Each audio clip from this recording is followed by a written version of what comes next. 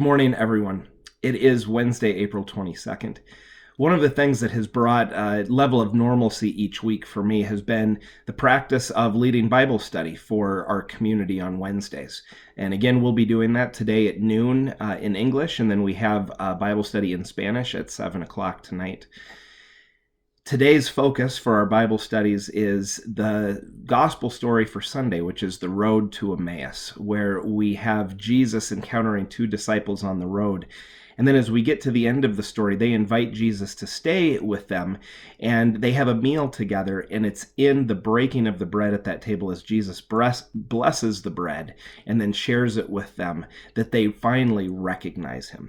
And in Luke's gospel, this isn't a surprise because Jesus is known in meal settings throughout the gospel.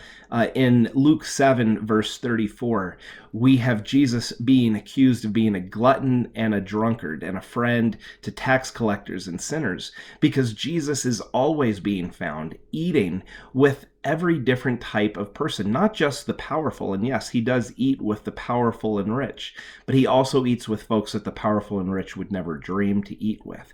And for Jesus, eating together, sharing a table together, just not a formal religious meal, but just a normal meal each day, was an opportunity to break down cultural barriers between different groups of people, and especially between people and the presence of God.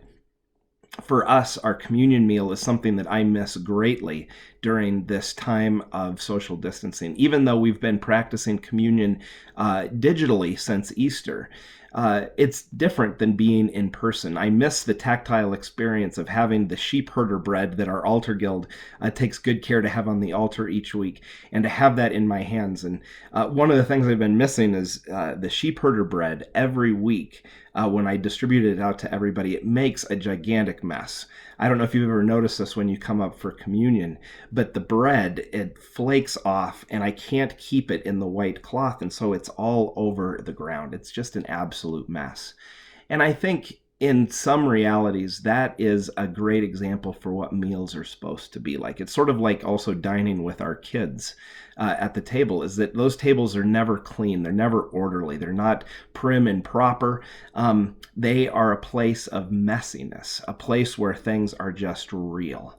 And that it's in those places of messy meals, of meals where things can just be real, that I think Jesus then invites us to recognize his presence with us, to be able to say that all are welcome, not just some, but truly all people are welcome to experience the presence of God's grace and forgiveness in the breaking of the bread. So today I'm wondering for our practice to contemplate as you sit down for a meal, wherever that may be. It may be by yourself today. It may be with your family.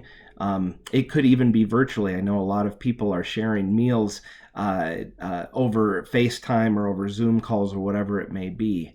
What does it look like to be real today as you eat? To not just rush and eat whatever food you need and get on with your day, or to eat and disregard whatever it is that you may be feeling. But as you take a moment to eat, savor the food that you eat, and then savor the moment of being able to check in with yourself and ask, how am I doing today? And ask those who you eat with, or those who you wish that you could be eating with, how are you doing?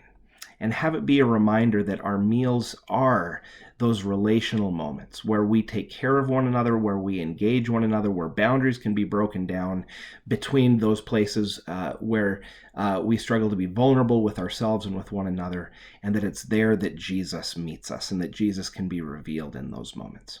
So yes, it's not a typical time. We can't go out and just gather for meals to spend time together. We can't be in church to celebrate communion together.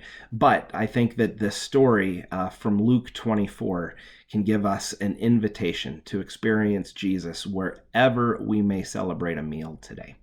So may God's grace and peace go with you, and may you know that the risen Christ meets us wherever we may be.